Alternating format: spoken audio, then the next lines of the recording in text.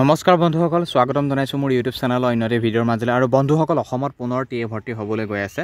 আপোনালোকক আজি এখন অফিচিয়েল নটিফিকেশ্যনৰ সৈতে সকলোখিনি তথ্য দিবলৈ চেষ্টা কৰিম।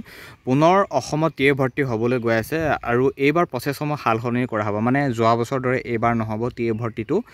এইবাৰ প্ৰচেছসমূহ প্ৰায় সাল সলনি কৰা হ'ব। অফিচিয়েল আপডেটৰ সৈতে আপোনালোকক দেখুৱাব বা জনাব বিচাৰিম, গোটেইখিনি তথ্য দিম।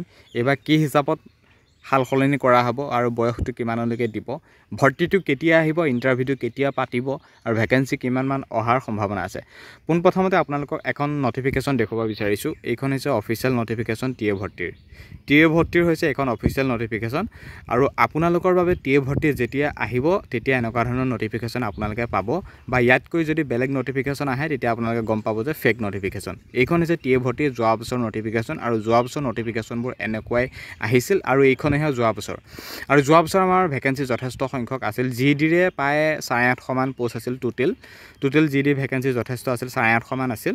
আৰু টোটেল যদি আমি ট্ৰেডমেন বা ক্লাৰ্ক আদি কৰি ধৰোঁ তেনেহ'লে 1000+ যোৱাবাৰ পোষ্ট আছিল, মানে 1500মান বা 2000 আশে পাশে টোটেল পোষ্ট আছিল, কিন্তু জিডিতে যথেষ্ট ভেকেঞ্চি আছিল। এতিয়া মেইন কথাটো হ'ল, যোৱাবাৰ যিহেতু ইমান সংখ্যক ভেকেঞ্চি আহিছিল, কিন্তু এইবাৰ যিহেতু মই কৈছোঁ যে এইবাৰ টিএ ভৰ্তি আহিব নৱেম্বৰ বা ডিচেম্বৰ মাহত আহিব এইবাৰ টিএ ভৰ্তিটো। এইবাৰ নৱেম্বৰ বা ডিচেম্বৰ মাহত টিএ ভৰ্তিটো আহিব। আৰু যোৱা বছৰ আমাৰ গম পাইছে নৱেম্বৰ মাহতে ভৰ্তিটো হৈছিল আৰু এইবাৰো নৱেম্বৰ বা ডিচেম্বৰ মাহতে ভৰ্তিটো হ'ব বা তেতিয়াই নটিফিকেশ্যন আহিব। এতিয়া যিহেতু প্ৰচেছসমূহ সাল সলনি কৰা হ'ব কেনেকুৱা কি হিচাপত, কাৰণ টিএ ভৰ্তিটো আপোনালোকে যেনে অফলাইন ভিত্তিত হয়, আপোনালোক তাত ডাইৰেক্ট যাব লাগে, ডকুমেণ্টছ দিব লাগে, ৰেলী দৌৰিব লাগে, তাৰপিছত এক্সাম, মেডিকেল তেনেকুৱাবিলাক প্ৰচেছ হৈ যায়। কিন্তু এইবাৰ যিটো আপোনালোকৰ প্ৰচেছ হ'বলৈ গৈ আছে, সম্পূৰ্ণভাৱে আপোনালোকৰ প্ৰচেছসমূহ সাল সলনি কৰা হ'ব। মানে আপোনালোকে এই হিচাপত এইবাৰ প্ৰচেছটো আপোনালোকে দিব পাৰিব। এইবাৰ অনলাইন হোৱাৰ সম্ভাৱনা আছে। এইবাৰ টিএ ভৰ্তি যেতিয়া নৱেম্বৰ ডিচেম্বৰ মাহত আহিব, এইবাৰ আপোনালোকৰ অনলাইন হোৱাৰ সম্ভাৱনা আছে। পোনপ্ৰথমতে হ'ব অনলাইন, তাৰপিছত অনলাইন কৰাৰ পাছতে আপোনালোকৰ হ'ব এক্সাম। যেনেকৈ এতিয়া অগ্নিবীৰৰ এক্সামসমূহ পাতে, ঠিক তেনেকৈ এইবাৰ টিএ ভৰ্তিৰ এক্সামটো পাতাৰ বা অনলাইন ভিত্তিত হোৱাৰ সম্ভাৱনা আছে।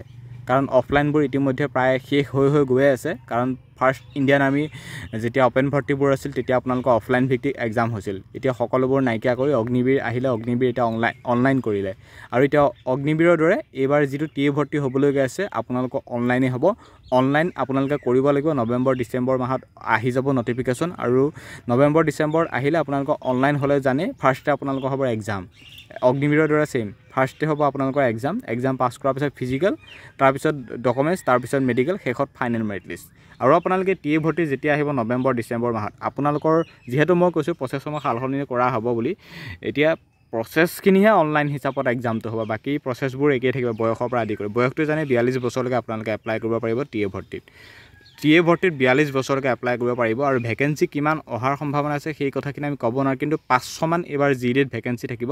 বাকী ট্ৰেডমেন বা ক্লাৰ্ক আদি কৰি 1000মান টোটেল ভেকেঞ্চি থাকিব। আৰু জানি যোৱা বছৰ আমাৰ নৱেম্বৰ মাহতে হৈছিল, আৰু এইবাৰো নৱেম্বৰ ডিচেম্বৰ মাহত নটিফিকেশ্যন আহি গ'লে তেতিয়া আপোনালোকৰ অনলাইনটো হৈ যাব। আৰু অনলাইন হ'লে আপোনালোকৰ ফাৰ্ষ্টে হ'ব এক্সাম, তাৰপিছত হ'ব, পুনৰবাৰ কৈছোঁ, তাৰপিছত হ'ব ফিজিকেল, তাৰপিছত ভেৰিফিকেশ্যন, তাৰপিছত হ'ব মেডিকেল। এতিয়া আপোনালোকে টিএ ভৰ্তি জানি আপোনালোকৰ বয়সটো 42 বছৰলৈকে দিছে, আৰু সেই 42 বছৰৰ ওপৰত ভিত্তি কৰি এক্সামত জানে, এক্সামত আমাৰ মাৰ্ক থাকে 100 মাৰ্ক, সকলোৰে 100 মাৰ্কেই থাকিব। এক্সামটো পাছ কৰাৰ পিছত ফিজিকেলৰ প্ৰচেছসমূহ একেই। 18 বছৰ পৰা 30 বছৰলৈকে আপোনালোকে 5 মিনিট 30 ছেকেণ্ডত সোমালে 60 মাৰ্ক পাব। যদি 45 ছেকেণ্ড লাগি যায় 40 মাৰ্ক পাব। আৰু 18 বছৰৰ পৰা আৰু 31 বছৰৰ পৰা 42 বছৰলৈকে টাইমটো বেলেগ ৰানিঙৰ 6 মিনিট 31 ছেকেণ্ডলৈকে দিছে, মানে 30 ছেকেণ্ডৰ 6 মিনিট 30 ছেকেণ্ডলৈকে 31 বছৰৰ পৰা 42 বছৰলৈকে দৌৰিব পাৰিব। যদি 6 মিনিটৰ ভিতৰত যদি আপোনালোক সোমায় 60 মাৰ্ক, যদি আপোনালোক 6 মিনিট 30 ছেকেণ্ড পাৰ হৈ যায় 40 নম্বৰ পাব।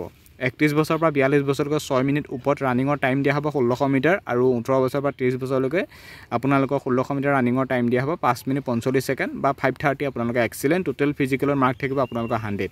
আৰু পুছআপ মানে আপোনালোকে পুলআপ মাৰিব লাগিব 10টা, এক্সিলেণ্ট 40 নম্বৰ পাব। বাকী 6টাৰ পৰা আপোনালোকে কোৱালিফাই, 6টা মাৰি লাভ নাই, জাষ্ট কোৱালিফাই কৰি লাভ নাই। বাকী যিটো জিগজাগ বেলেঞ্চ 9 ফুট, এইটো এটা লং জাম্প মাৰিব লাগে, সেইটো জাষ্ট আপোনালোকে কোৱালিফাই কৰিব লাগে। আৰু তাৰপিছত জানি আপোনালোকৰ এইখিনি হৈ যোৱাৰ পিছত ভেৰিফিকেশ্যন হ'ব, তাৰপিছত মেডিকেল হৈ যাব। কিন্তু যোৱা বছৰ আমাৰ যিহেতু অফলাইন ভিত্তিত পাতিছিল, প্ৰথমতে ৰানিং, তাৰপিছত ফিজিকেল, ভেৰিফিকেশ্যন, তাৰপিছত মেডিকেল, তাৰপিছত ফাইনেল মেৰিট লিষ্ট। আৰু আপোনালোকৰ ৰিটেন যেতিয়া হ'ব আপোনালোকৰ 100 মাৰ্কৰ হ'ব, ফিজিকেলো থাকিব আপোনালোকৰ 100 মাৰ্কৰ। গতিকে আপোনালোকৰ কথাখিনি জনাব, নিশ্চয় চেষ্টা কৰি নিশ্চয় বুজি পালা। এতিয়া গম পাইছা টোটেল আপোনালোকৰ 100 মাৰ্কেই হ'ব ৰিটেন টেষ্ট। ইয়াত দেখিছে অফিচিয়েল নটিফিকেশ্যন যোৱা বছৰ আছিল আৰু এইবাৰ অনলাইনে হ'ব। আপোনালোকৰ নৱেম্বৰ ডিচেম্বৰ মাহত গোটেইখিনি তথ্য পাই যাব, অনলাইন কৰিব পাব। আৰু এই টিএ ভৰ্তিত আপোনালোকে এপ্লাই কৰিবলৈ হ'লে আপোনালোকে বয়সটোৰ কথা গম পাইছে, 42 বছৰলৈকে এপ্লাই কৰিব পাৰিব। আৰু এই ভৰ্তিত আপোনালোকৰ চিম্পুল আপোনালোকৰ কোৱালিফিকেশ্যন বিচাৰিছে, 10 পাছ হ'লে আপোনালোকে এই ভৰ্তিত এপ্লাই কৰিব পাৰিব। 10 পাছ হ'লে GDত আপোনালোকে এপ্লাই কৰিব পাৰিব। গতিকে বহুত এটা ভাল সুযোগেই হয়। 10 পাছ আপোনালোকৰ কোৱালিফিকেশ্যন, বাকী ডকুমেণ্টছখিনি ঠিক আগৰ দৰে আপোনালোকৰ য'ত যেনেকৈ বিচাৰে নিজৰ কোৱালিফিকেশ্যন অনুসৰি ডকুমেণ্টছ লাগিব। বাকী affidavit, domicile, PRC, Aadhaar card, PAN card, voter card এইবোৰে লাগে আপোনালোকৰ এপ্লাই কৰোঁতে বা ইণ্টাৰভিউ সময়তো সেইখিনিয়ে লাগিব।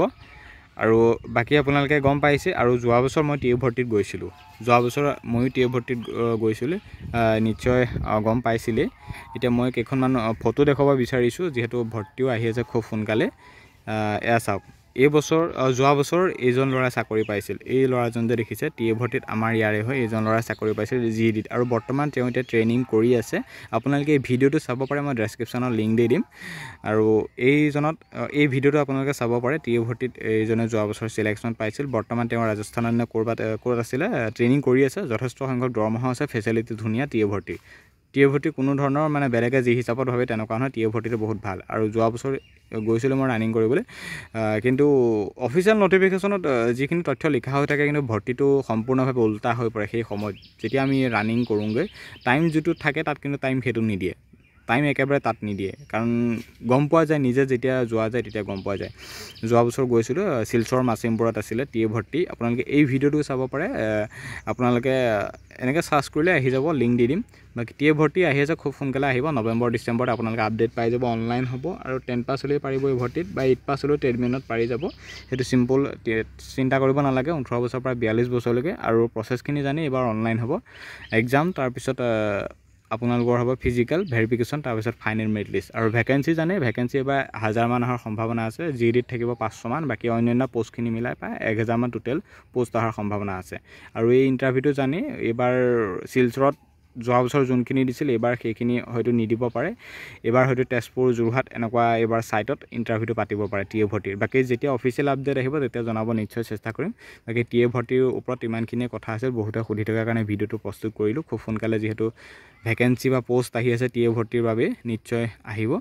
আৰু যেতিয়া আহিব তেতিয়া জনাব, নিশ্চয় চেষ্টা কৰিম ভিডিঅ'ৰ মাধ্যমেৰে। ভিডিঅ'টো ইমানখিনি সময়লৈকে চাই থকাৰ কাৰণে ধন্যবাদ।